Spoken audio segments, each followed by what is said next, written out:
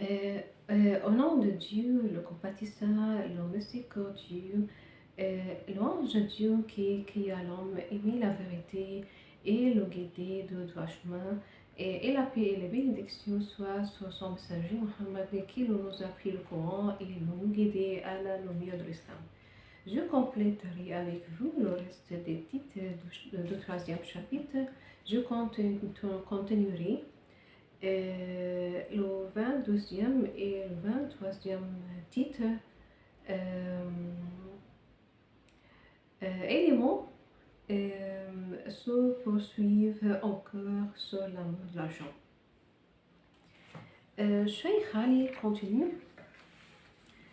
Le 22e titre, l'individu et la communauté. Lorsque l'avarice s'empare de l'âme humaine, elle lui fait perdre tout sentiment humain et rend l'homme égoïste, égocentrique, n'aime que soi et désirant à lui seul tout le bien. Elle devient alors fortement conscient de lui-même et s'imagine que le monde est créé pour lui. Son sentiment à l'égard de la communauté diminue en conséquence et peut-être même la haine et le dépit domineront son âme. Surtout lorsqu'il n'oublie pas tout ce qu'il désire. Sa devise devient alors après moi le déluge. Cette avarice se manifeste aussi parfois en privant les autres de biens que l'on conserve pour soi, tout en dépensant largement sur soi-même. Tel est le sens de l'égoïsme. Cependant, l'avarice s'empare quelquefois de l'homme à tel point qu'il se prive lui-même de tout, comme il en prive les autres.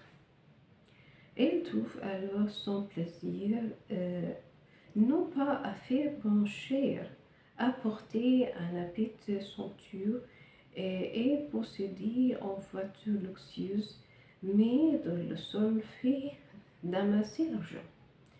Telle est sa passion et la plupart des avares se contentent du plaisir de contempler l'argent serré dans le coffre-fort ou déposé dans un banque. Ces gens-là ne sont rassasiés jamais de l'argent. Quel que soit le montant. Et elle éprouve toujours le besoin d'amasser. Et plus la fortune augmente, et plus leur crainte de la pauvreté augmente, et leur amour de l'argent s'intensifie. Ils ne sont alors ni plus tranquilles que les pauvres, ni plus heureux. Tel est le sens de vers d'Al-Mutanabi. Celui qui craint la pauvreté et passe les heures à amasser l'argent n'a en fait réalisé que la pauvreté.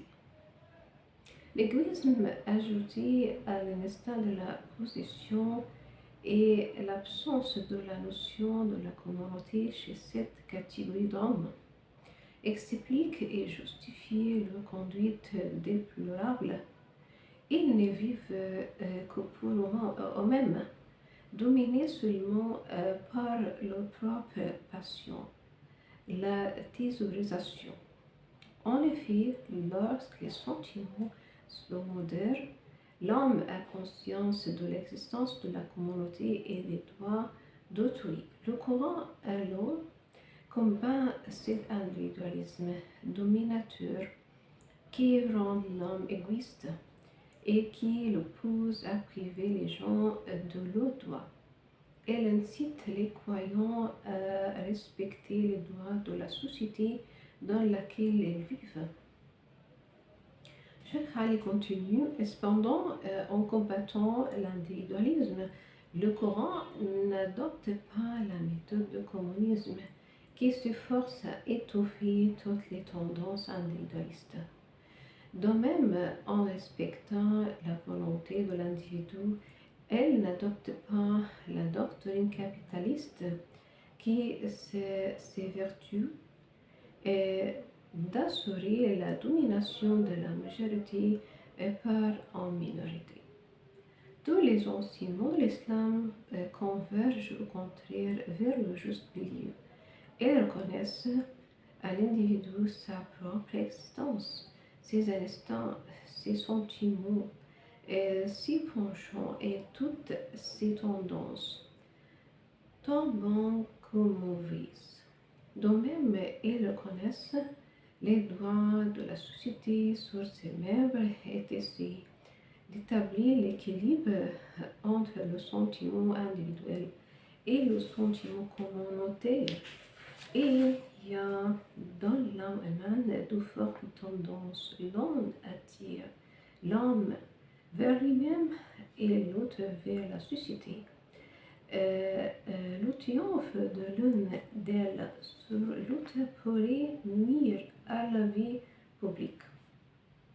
Ainsi, le communisme a commis une grande erreur en annulant l'existence de l'individu en ce qui concerne la propriété privée.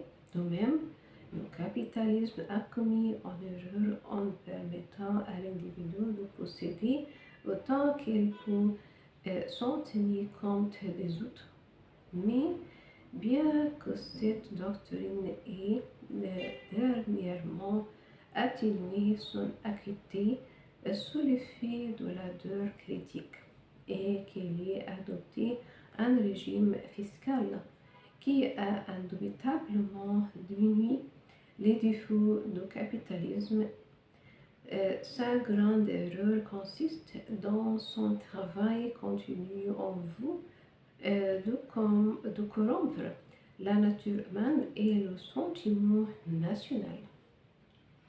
Quant à la théorie islamique, elle se base ainsi que je l'ai dit, Cheikh Ali dit, sur le juste milieu et rend licite la propriété individuelle pour permettre aux musulmans de jouir des bienfaits de Dieu.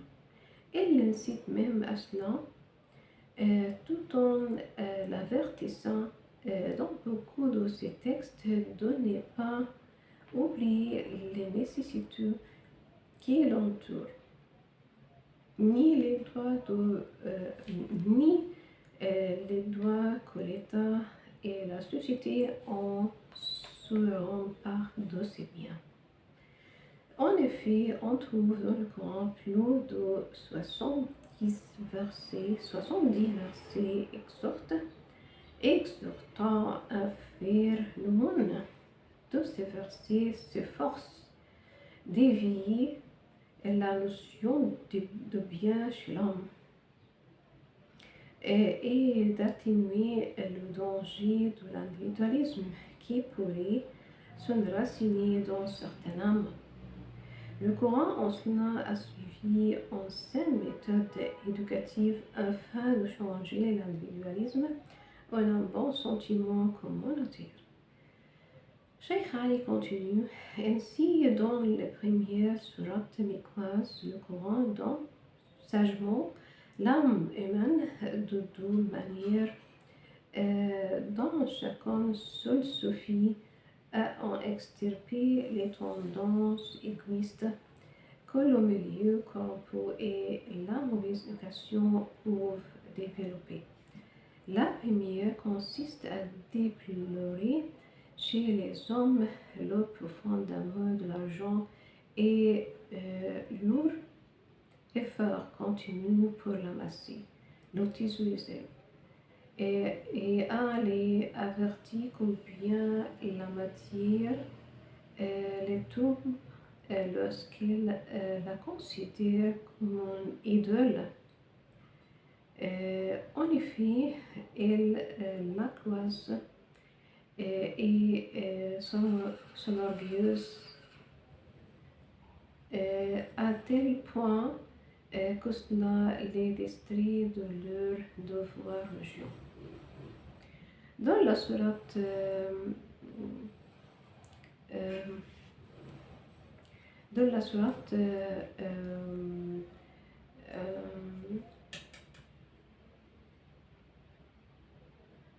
96,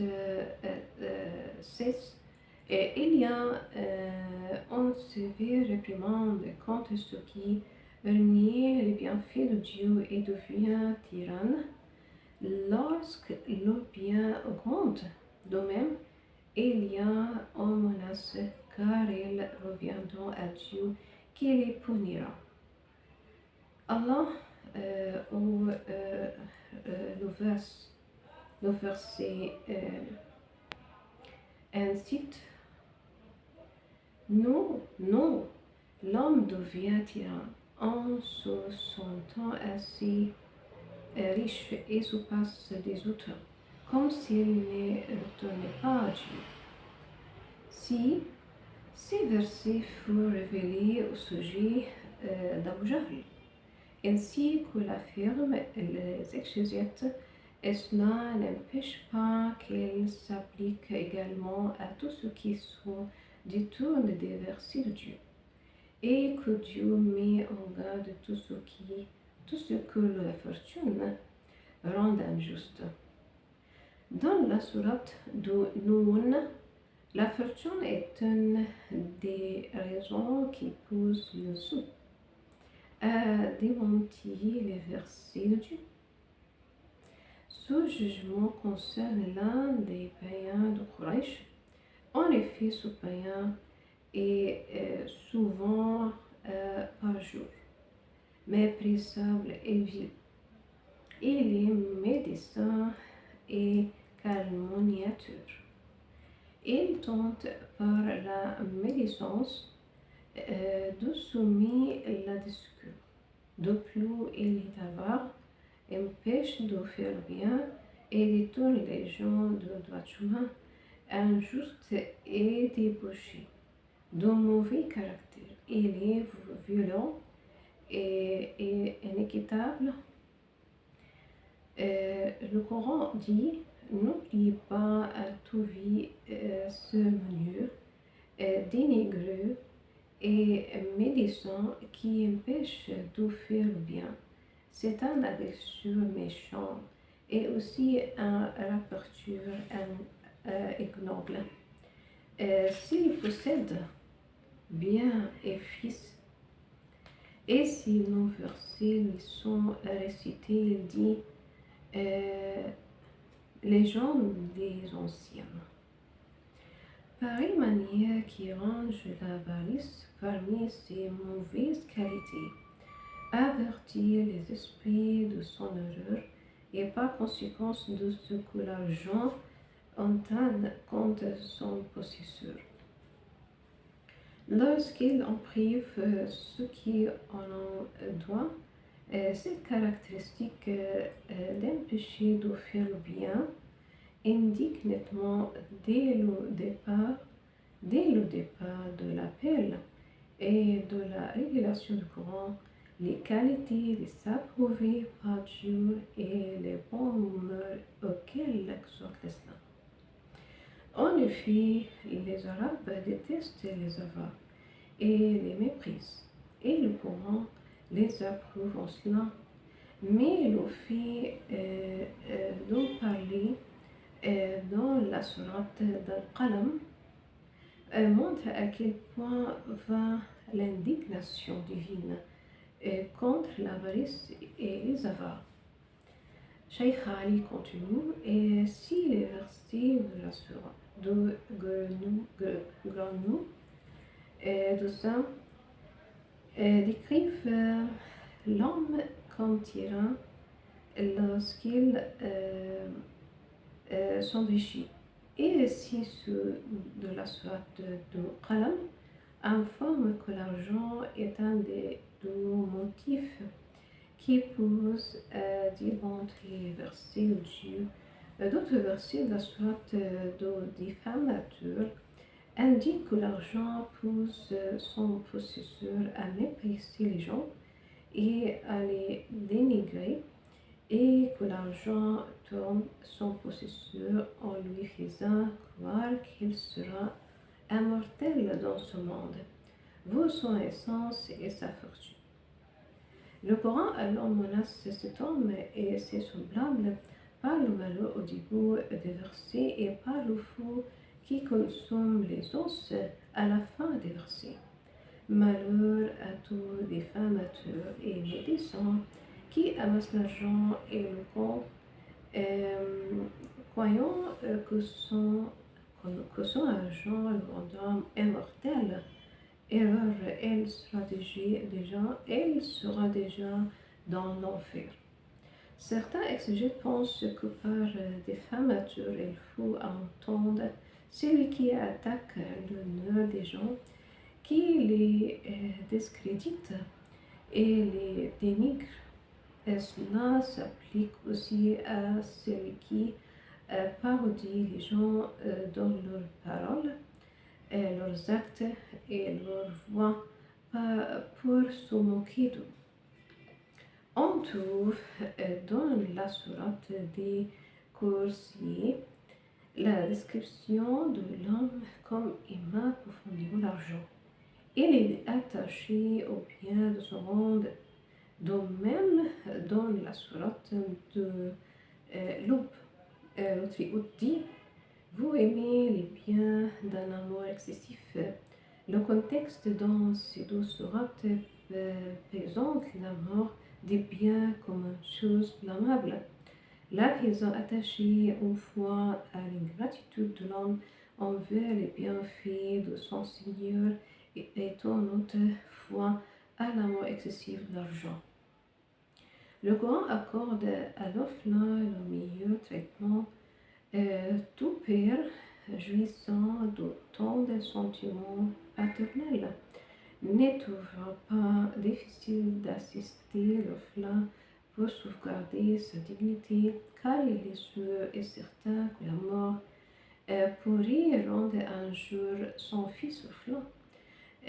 Poussé par ce sentiment qui est en fait un mélange de crainte, de pitié et d'affection, de fortuné et de flamme par compassion.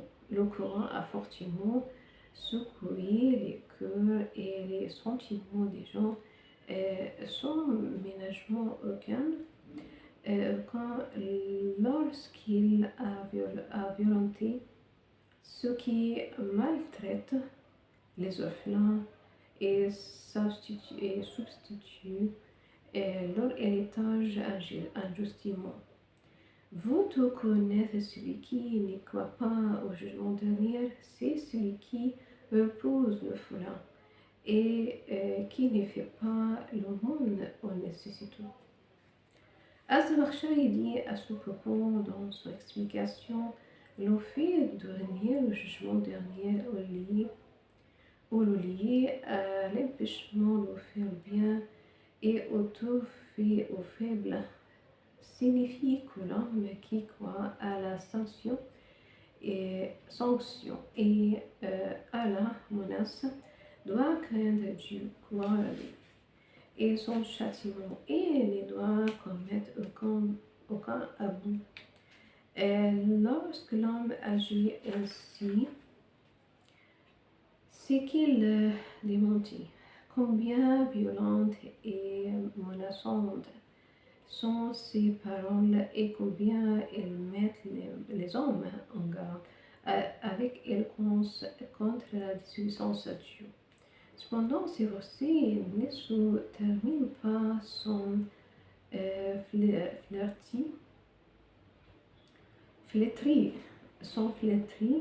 les Arabes par une tâche indélébile et sans les attaquer avec violence. Il invoqua contre eux le malheur et la calamité.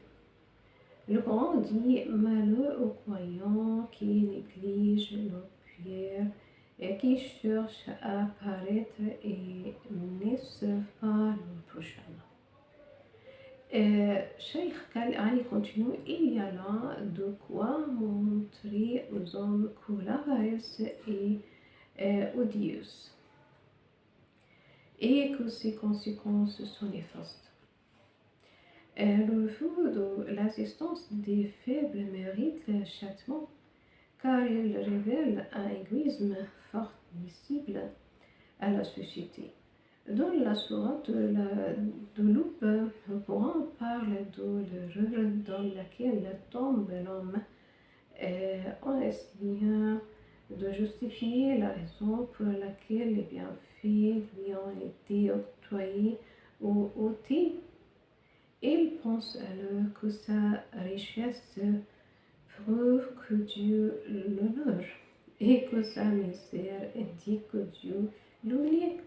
Le Coran informe ensuite qu'il y a dans les actes de l'homme ce qui est pire que cette croyance, c'est le préjudice porté à l'orphelin, à la dureté à l'égard de nécessiteux.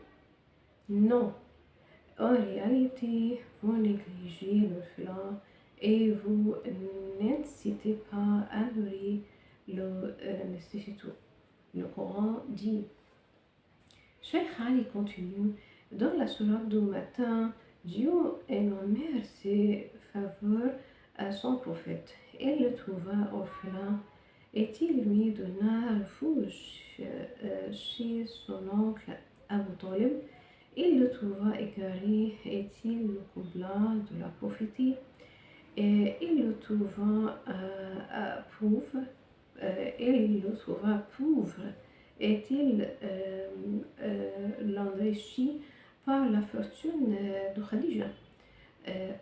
En effet, le Très-Haut dit quand l'orphelin ne le maltraite pas qu'au mendiant, ne le repousse pas et qu'au bienfait de ton Seigneur clame-les.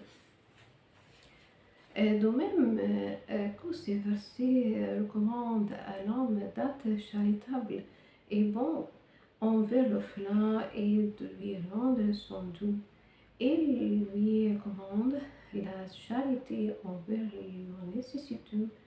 En effet, les petites nécessités suffit à lui seul pour attendrir les cœurs et faire aimer aux âmes la charité et l'aumône. Cheikh Ali continue, à côté de ces versets précédents, nous trouvons d'autres révélés au niveau de la mission qui suscite dans l'âme des avoirs la crainte et l'inquiétude. Ainsi, dans la sourate de l'Imitofli,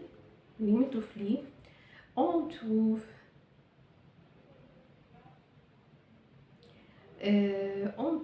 chaque homme est responsable de ses œuvres, seuls seront sauf les hommes de la droite qui seront en liesse au paradis et interrogeront les coupables. Pourquoi êtes-vous en enfer? Parce que nous n'avons pas prié, nous n'avons pas ce que le prouve, nous avons nié le jeu de la résurrection. Tous les hommes, en raison de leur péché, iront en enfer, sauf ceux qui obéissent à Dieu et qui nous craignent. Ceux-là seront au paradis et interrogeront les pécheurs qui confesseront qu'ils n'étaient pas de ceux qui faisaient la prière, qu'ils ne faisaient pas l'aumône aux pauvres et traitaient de mensonge le jugement dernier. Nous constatons donc, d'après les versets, que n'est pas faire l'aumône est un péché qui mérite le châtiment de l'enfer. Par ailleurs, on trouve dans la sourate de la cité en incitation à ce que l'homme lutte contre lui-même pour dépenser ses biens dans les voies des bons œuvres.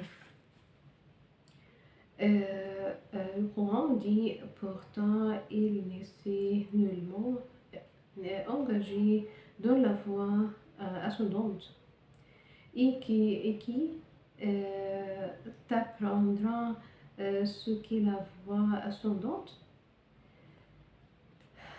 C'est affranchir l'esclave, c'est nourrir en temps de décette un pauvre orphelin ou un pauvre terrassé par la misère.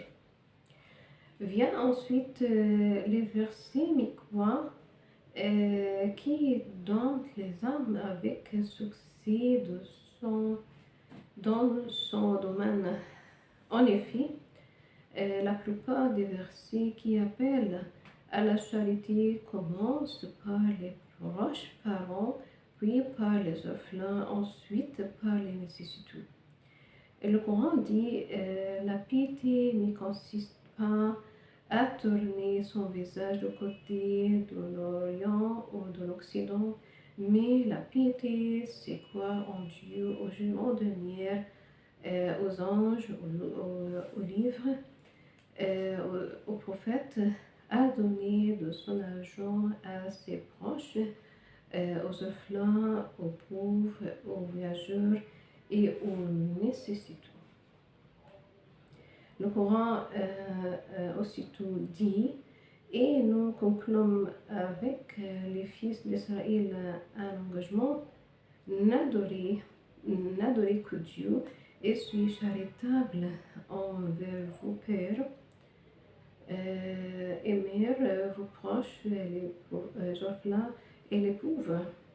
Le Coran aussitôt dit, s'il te demande que devons-nous dépenser, dis que tout bien dépensé soit pour vos pères et mères, pour les proches, les orphelins, les nécessiteux et les voyageurs. Le Coran dit alors, il donne de la nourriture pauvre à l'orphelin et aux prisonniers. Ainsi, nous constatons que, Cheikh Ali continue, ainsi nous constatons que l'ordre de la charité va tout d'abord aux proches parents.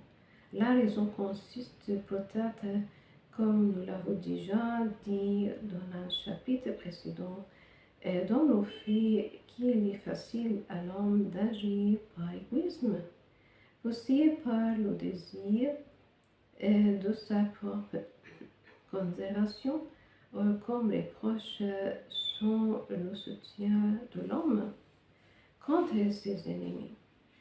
Et étant donné qu'il compteront pour sa protection et celle de ses enfants, ainsi lorsqu'il lui est ordonné d'être charitable envers eux, il trouvera en lui-même un fort mobile à obéir à cet ordre.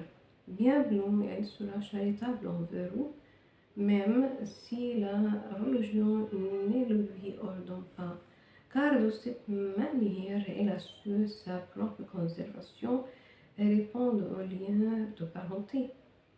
Il nous paraît très clairement que le Coran a combattu l'égoïsme par deux instants. Un des uns pour les développer dans l'homme, car Dieu connaît toutes nos actions. Le Coran dit. Le 23e titre dans ce chapitre est la mort de Dieu et la mort des biens. Le Coran élève ensuite le croyant vers un horizon supérieur, lui fait passer en route et violente épreuve et le pousse à placer toutes les jouissances de la vie dans leur vrai domaine. Lorsqu'il met dans l'autre plateau vis-à-vis dès la plus noble aspiration de l'homme. Elle l'avertit de la lutte entre deux tendances enracinées en lui. Et l'une est dès le laisse des choses vers le bien terrestre et terrestre, et l'autre l'élève vers le ciel. Ces deux tendances sont l'amour des biens et l'amour de Dieu. Cheikh Ali continue. Le Coran compare ces deux tendances et les place sur un même pied d'égalité. Cela revient au fait que l'homme préfère ce qu'il possède dans cette vie à ce qu'il rend dans l'autre. Mais lorsque l'homme humain se purifie, elle ne sent pas la différence entre ces deux vies et son amour ne l'égare pas entre le concret et l'abstrait. Au contraire, elle trouve son immense plaisir à contacter son créature. La lumière divine devient plus manifeste et plus claire que toutes les choses concrètes de la vie. Le Coran dit si vos pères, vos enfants, vos frères, vos femmes, votre clan, votre bien, votre commerce dont vous craignez un débit difficile et vous demeure pour vous plus de prix que l'amour de Dieu et de son envoyé et de lutte pour sa cause, alors redoutez la réaction de Dieu. Ce verset met l'amour de bien terrestre convoité par l'homme d'un plateau et l'amour de Dieu d'un autre. Les croyants ne doivent pas préférer les apparts de ce monde à la fois. De même, elle ne doit pas être avare de ses biens ni de sa vie pour la cause de Dieu, ni être occupée par des plaisirs de la vie. L'heure de l'appel de la lutte pour la sauvegarde de la foi. Cependant, bien que ce verset contienne un menace et un mépris envers celui qui préfère les plaisirs de la vie à l'amour de Dieu, et il y a en outre un appel à purifier l'âme de toutes ces tares. De même, ce verset rend les âmes conscientes des bienfaits de l'amour de Dieu. As-Samakhshari dit, Cheikh Ali continue, As-Samakhshari dit, ce verset est violent et on ne trouve pas qui le surpasse. C'est comme s'il déplorait la mollesse de la croyance de ces hommes, que le plus pieux et le plus dévot regarde en lui-même, se trouve-t-il assez ferme dans son attachement à Dieu et assez constant dans la religion de Dieu jusqu'à l'aimer plus que ses pères, ses fils, ses frères, son clan, ses biens et ses demeures et tous nos biens de demande et accepter de s'en dépouiller pour Dieu. Ou bien la chose la plus méprisable qui servirait, son intérêt suffit-il à l'éloigner de Dieu et à le faire succomber à la tentation des mots? Ces paroles dans l'ensemble sont vraies, mais n'est-il permis de dire que l'exagération était assez claire? En effet, le plus pur et le plus divin n'est pas comme le décrit As-Samakhshari. Car si jamais pareil homme existait, il préférait la mort divine à toute autre chose. Cependant, le verset ne demande pas aux hommes de renoncer à tous les plaisirs du monde pour plaire aux créatures. Au contraire, le Coran a pris en considération la nature humaine portée à aimer les proches et les biens. Il demande seulement que Dieu soit plus aimé que tout cela. L'amour des biens en soi n'est pas de s'approuver. Ce qu'il est, c'est le fait que ces biens soient plus aimés que Dieu. Ce style comparatif indique combien le Coran suit les instincts et les ménages. De même, le prophète nous informe de la dosure